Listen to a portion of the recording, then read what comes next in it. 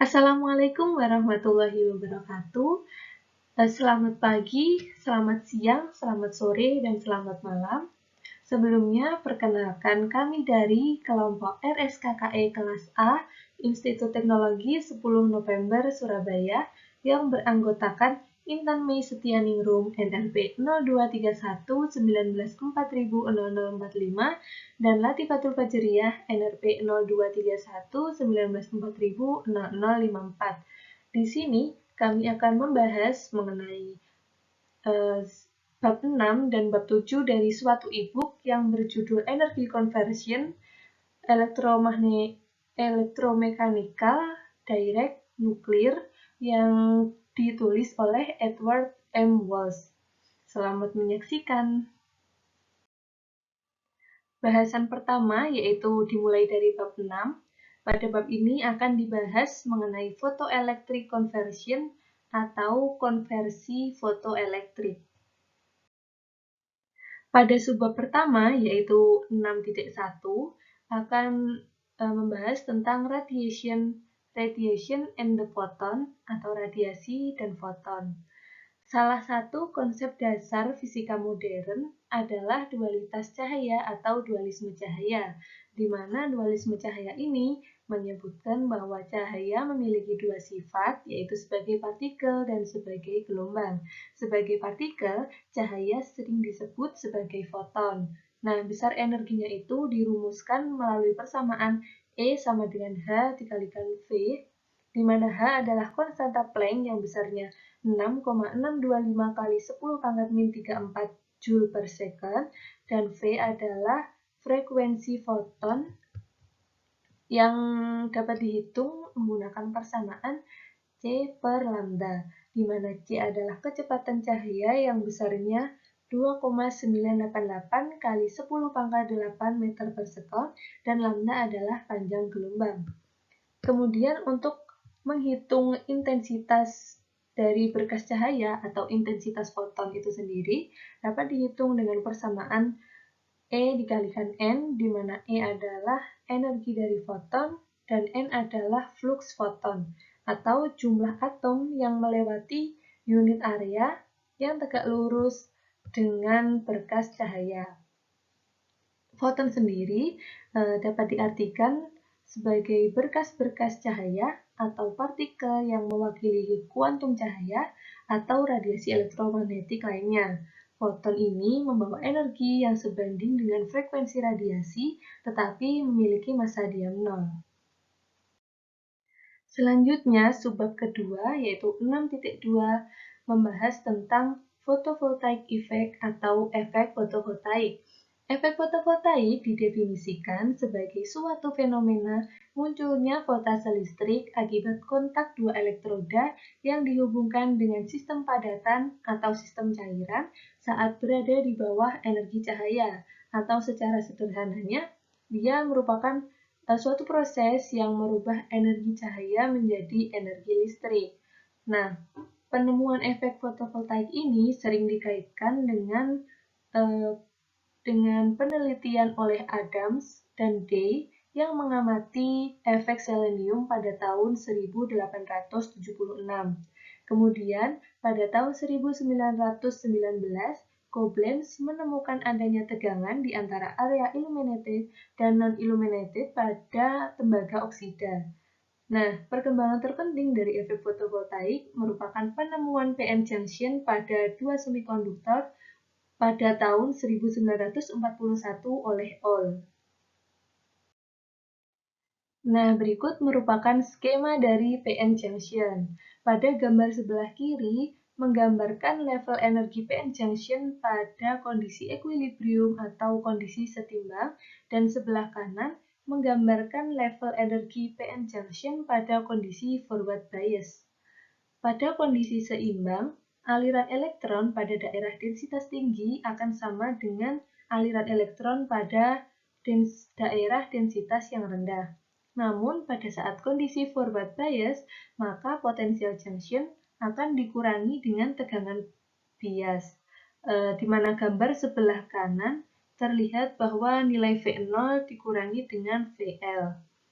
Nah, kemudian kerapatan arus yang melewati junction dapat dirumuskan melalui persamaan J sama dengan J0 dikalikan eksponen dari E dikalikan VL dibagi K kali T dikurangi 1, di mana K adalah konstanta Boltzmann dan T adalah temperatur, serta J0 adalah arus saturasi.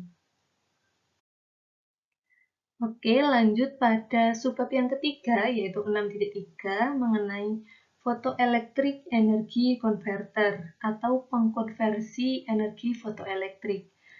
Pada slide telah ditampilkan gambar rangkaian PN junction pada photoelectric energy converter. Terdapat beberapa persamaan yang berlaku untuk rangkaian ini, yaitu untuk JL nilainya dapat diketahui dengan persamaan JS dikurangi dengan J, dan JL ini dan J kemudian dirinci berdasarkan slide sebelumnya yang telah dijelaskan, sehingga JL menjadi JS dikurangi J0 dikalikan eksponen dikalikan E kali VL per K kali T min 1. Nah, eksponen EVL M per KT ini juga dapat dirinci lagi dengan persamaan yang tertera pada layar, di mana JS itu sendiri merupakan kerapatan arus dari efek fotovoltaik. Nah, berikut merupakan skema output atau keluaran dari arus load pada arus load atau JL yang telah disebutkan sebelumnya. Dengan sumbu mendatar adalah VL dan sumbu Y-nya, sumbu X-nya adalah VL dan sumbu Y-nya adalah JL. Kemudian kerapatan daya dari photoelectric energy converter dapat dihitung dengan persamaan P sama dengan VL dikalikan JL. Nah, untuk nilai efisiensinya dapat dihitung menggunakan persamaan PM per V, di mana PM ini merupakan kerapatan daya maksimum. Kemudian di situ juga dituliskan VLM yang merupakan voltage load max. Selanjutnya, subbab keempat mengenai design consideration. Pada subbab ini akan dibahas mengenai suatu desain dari konverter fotoelektrik agar dihasilkan suatu sistem yang optimal. Nah, kami pada e-book yang dijadikan acuan ini terdapat analisis melalui persamaan-persamaannya. Pada persamaannya sebelah kiri diketahui bahwa tegangan keluaran pada daya maksimum dapat ditingkatkan dengan membuat J0 sekecil mungkin. Kemudian pada persamaannya sebelah kanan, persamaan J load max, kerapatan arus keluaran pada daya maksimum dapat ditingkatkan dengan membuat JS sebesar mungkin. Jadi, untuk membuat suatu desain yang optimal dari photoelectric converter, kita memerlukan nilai J0 yang sekecil mungkin dan nilai JS yang sebesar mungkin. Nah, oleh karena itu, hasil akhirnya J0 kemudian dirumuskan menggunakan persamaan PN dikalikan E dikalikan dP per LP, di mana dP adalah koefisien difusi dan LP adalah panjang difusi.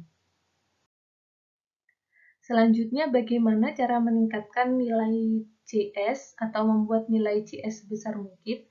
Jadi, karena JS ini dihasilkan oleh efek fotolistrik, maka dia akan sebanding dengan N. N sendiri merupakan jumlah foton per satuan luas per detik. JS kemudian dirumuskan dengan persamaan K1 dikalikan K2 dikalikan E dikalikan N. Nah, JS ini dapat ditingkatkan dengan menaikkan nilai K itu sendiri. Untuk K1 dapat diperbesar dengan cara meningkatkan ketebalan material yang dilalui foton yang masuk.